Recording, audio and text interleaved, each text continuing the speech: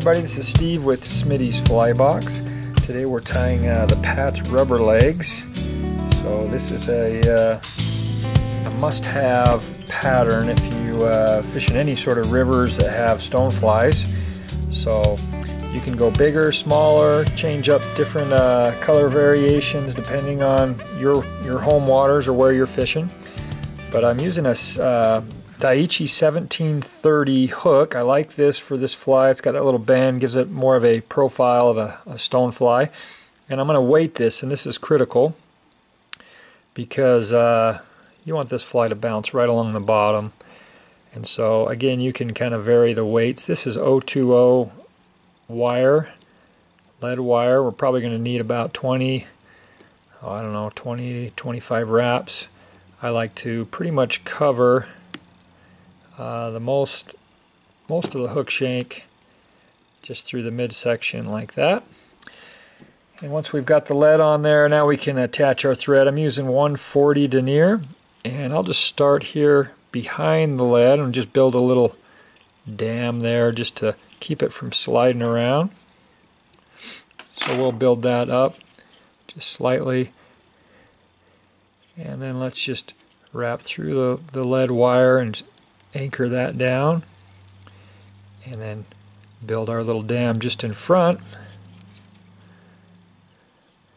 and then we'll come back through that wire towards the back. Alright, okay, now what we'll do is we're going to use flex floss, and I think that's really the key to this fly, this crinkle rubber leg. So let's put on a tail. So I'm just going to take one strand and fold it over. Doesn't have to be perfect. We'll trim that down evenly in just a second and just hold that there. We're just at our tie-in point directly above the barb of the hook, and we'll just carefully try to secure those legs or those tails right on the top of the hook there. Alright, once we've got that, we can stretch that just slightly and trim that off. It should naturally just fork out for you. If not, that you may need to manipulate those a little bit to get how you like them. Alright, now what we'll do is we'll attach our chenille, and I'm going to use just straight dark brown.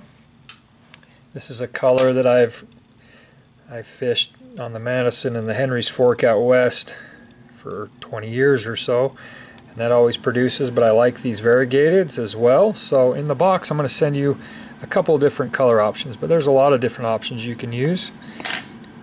Alright, so we'll just secure that in. I'm just going to use my thumbnail and expose that thread core, and then I can attach that right there, that little space behind the lead wire. Notice this helps us create a nice tapered underbody. It gets kind of thin, a little thick, thickest part, and then thin again. Alright, we're going to leave that chenille, and now we're ready for our legs. We're going to do 3 sets of legs. I'm going to start just about halfway with my first set. And this is maybe the most difficult part, or the most frustrating part, is learning how to attach these legs so they're going to be straight like that. So hopefully I can help here. So you just lay those legs on an angle and just come and secure those in with one wrap. Now we're going to grab the front leg, or the leg closest to us, and just figure eight that back through. And after we do about 3 or 4 of those figure eights, they should be secured in there pretty straight like that. If they're not perfect, don't stress about it. We can kind of move those around when we start wrapping the chenille. Now just about where the hump is, we're going to repeat that. One there, grab the front leg and figure eight through it. Now the lead wire does add a little dimension there because there are small grooves in there that may push those legs a little bit different directions, but again, we're not going to worry too much about that. Okay, now we're going to do the last set of legs just about in front of the lead wire. Pull that aside. and we'll figure eight that. We'll do some antenna here in just a second, but right now we're not going to worry about it. And let's take our thread to just behind the eye of the hook. Now we're ready to build the body, so let's take our chenille and wrap that over the top away. And we'll just start creating that, working our way forward. I forgot one thing. Now is a good time, if you'd like, hit that with a little Zap-A-Gap. Just a little drop there. That'll just secure that wire and those legs.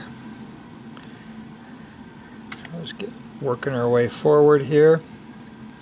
Once I approach the first set of legs, just simply pull those back out of the way, and preferably if they angle just slightly to the back, that would be great. We'll get to the middle section, just kind of pull those, make tight wraps right up against it, and the front legs,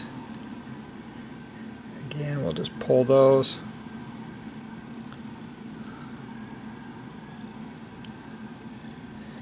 And we'll tie off that chenille. Okay, now we can put on a set of antenna. So I'll just make a little loop here with my flex floss. We'll just come right in here and just attach those right on top. A couple good turns, and then you can stretch that and just snip those real close. And we'll make a few wraps here and pull everything back. Make a few wraps just underneath, and that'll get them sticking out front there. Okay, now we can whip finish, and we'll whip finish everything underneath. So just pull everything back.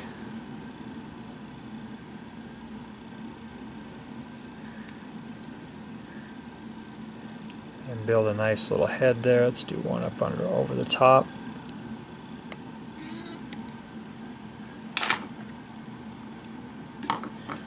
And we can come back and just hit it with a little super glue or head cement